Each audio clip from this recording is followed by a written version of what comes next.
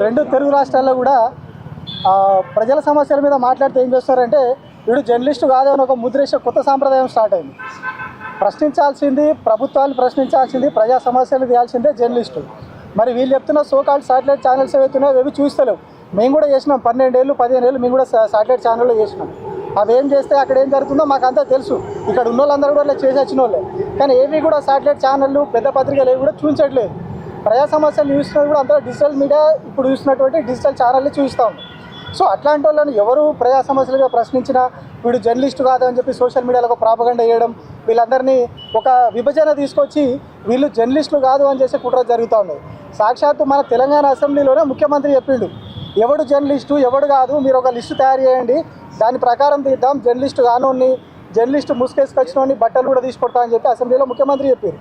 అంటే ఒక విభజన జరుగుతూ ఉన్నది. శాటిలైట్లో ఉన్న వాళ్ళే జర్నలిస్టులు, శాటిలైట్ ఛానళ్ళు కానీ పెద్ద పత్రికల్లో లేని వాళ్ళు జర్నలిస్టులు కాదు అనే ఒక ముద్ర వేస్తూ ఉన్నారు.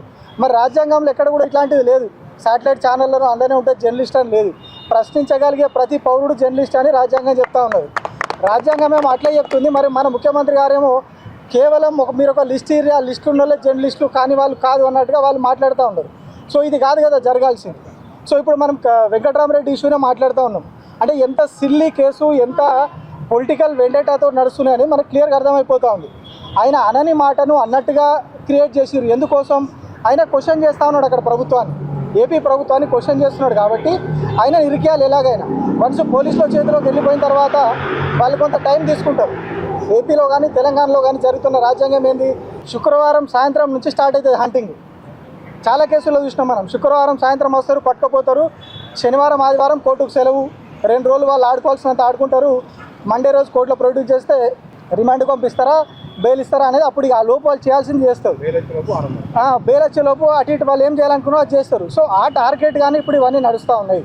అందుకే కరెక్ట్గా ఫ్రైడే రోజు వెంకట్రామరెడ్డి కోసం వచ్చారు. మరి అందులో చేసిన తప్పేంది? ఆయన ఏం అనలేదు అక్కడ. ఆయన అనని మాటను అన్నట్టుగా ఎఫ్ఐఆర్ రాయడం తప్పు. వచ్చిన పోలీసులను కూడా మనోళ్ళు క్వశ్చన్ చేస్తే మీరు పోయి కోర్టులో సవాల్ చేసుకోండి అని చెప్తున్నారు. కేసే తప్పుడు కేసు, మీరు తప్పుడు కేసు పెట్టారు అంటే కోర్టుకు పోమంటున్నారు. అంటే వాళ్ళ ఉద్దేశం మనం అర్థమవుతుంది ఇక్కడ. అంటే మనం కోర్టుకు వెళ్ళి కోర్టులో వాదనలు వినిపించి మనం బెయిల్ తెచ్చుకునే లోపల వాళ్ళు చేయాల్సిన కార్యం చేస్తారన్నది.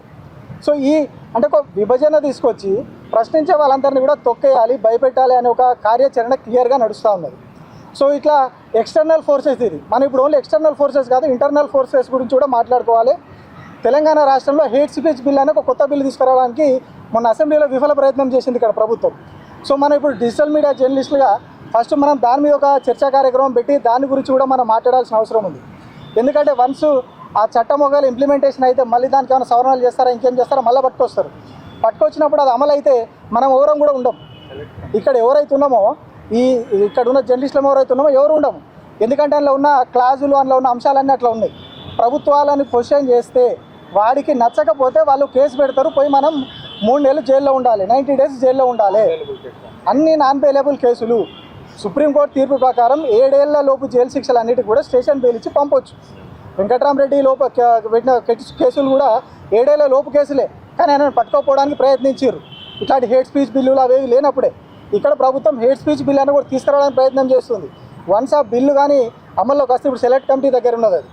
అది ఒకవేళ మళ్ళీ నెక్స్ట్ సెషన్లోనో ఎప్పుడో దాన్ని సవరణలు చేసి తీసుకొచ్చి దాన్ని అమల్లోకి తీసుకొస్తే మనం ఎవరం కూడా క్వశ్చన్ చేయడానికి ఉంటాం. శాటిలైట్ మీడియా ఎట్లా క్వశ్చన్ చేయదు, వాళ్ళంతా కూడా ప్రభుత్వాలకు అమ్ముడు వేరు, మనందరికీ తెలుసు. సో క్వశ్చన్ చేసేది మనమే, ప్రజా సమస్యల మీద మాట్లాడేది మనమే. సో మనం ఒక మాట మాట్లాడి మనం ప్రభుత్వాన్ని నిలదీస్తే మీరు తప్పు చేస్తున్నారు, ఇక్కడ స్కామ్ జరిగింది, స్కీమ్ రాలేదని మనం మాట్లాడితే మరుక్షణం వచ్చి మనం తీసుకొని పోతారు. నాన్ బెయిలబుల్ కేసు 90 రోజులు జైల్లో పెడతారు. ఆ తర్వాత కూడా బెయిల్ ఎప్పుడు వస్తుందో తెలియదు. ఎందుకంటే ఆ లోపు ఇంకో 4 కేసులు బనాయిస్తారు అట్లనే.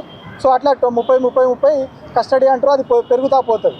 సో మనం ఇట్లా పక్క రాష్ట్రం నుంచి వచ్చి అన్యాయం చేసుకుపోయే కేసులతో పాటుగా మన రాష్ట్రంలో భవిష్యత్తులో జరగబోయే ప్రమాదం, భవిష్యత్తులో ముంచుకొస్తున్న ప్రమాదం మీద కూడా మనం ఒక కార్యాచరణ తీసుకుంటే మంచిది. ఇట్లాంటి హేట్ స్పీచ్ లాంటి బిల్లులు నిజంగానే తప్పు మాట్లాడితే, తప్పు చేస్తే శిక్షించాలి. కానీ ప్రజా సమస్యల మీద మాట్లాడితే, ప్రజా సమస్యల మీద క్వశ్చన్ చేసినా కూడా కేసులు పెట్టి లోపలేసే ప్రయత్నాలు ఆ చట్టంలో క్లియర్గా కనిపిస్తూ ఉన్నాయి, ఆ బిల్లులో క్లియర్గా ఉన్నాయి. సో కాబట్టి వాటి మీద కూడా మనం పోరాడాల్సిన అవసరం ఉంది, వాటిని కూడా అడ్డుకోవాల్సిన అవసరం ఉంది.